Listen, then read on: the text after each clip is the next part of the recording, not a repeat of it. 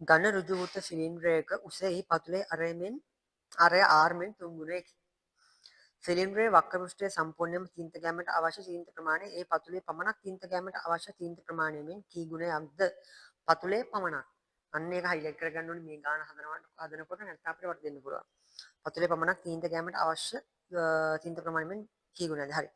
පතුලේ අරේ R සහ උස H වන ඍජු වෘත්ත සිලින්ඩරයක වක්‍ර පෘෂ්ඨයේ වර්ගඵලය. වක්‍ර පෘෂ්ඨයේ වර්ගඵලයේ සූත්‍රය දීලා තියෙනවා ඒගොල්ලෝ 2πrh කියලා. හරි. එතකොට මම ලකුණු කරගත්ත අරය R උසට දැම්ගත්ත H කියලා සිලින්ඩරේ ඒ උස කියනවා අරය වගේ 3 ගුණයක් කියලා. ඒතර 3ක් කියලා ගන්න පුළුවන්.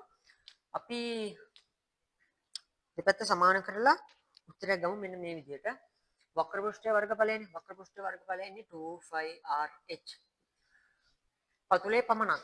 වෘත්තයක් නෙමෙතන තියෙන. වෘත්තයක වර්ගඵලය වෙන සූත්‍රය අපි දන්නවා 5r වර්ගය කියලා. 5r වර්ගය. ඉවරද? නැහැ. ඒ වගේ කී ගුණයක්ද කියලා නේ අහන්නේ. අපිට ඒකට පුළුවන් මෙතනට කී ගුණයක්ද කියන එක වෙනකොට අපිට n දාග ආදේශ කරගන්න පුළුවන්. අන්තිමට n වලට උත්තරයක් එනවාද කියලා අපි බලමු.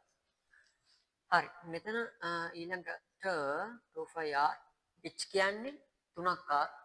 මොකද මෙන්න මේ අනුව 5r වර්ගය ගුණ කිරීම n. right. මේක තව පේලියක් සුළු කරොත් 6යි 5r වර්ගයක් එනවා. මේ පැත්තේ 5r වර්ගයක් එනවා. n වෙනවා. දැන් ලේසි 5r වර්ගයට 5r වර්ගයට කැපලා කිය ගම n සමානයි 6 ගුණයක් කියලා තමයි උත්තරේ එන්නේ. ඒ ගානේ වැඩයි.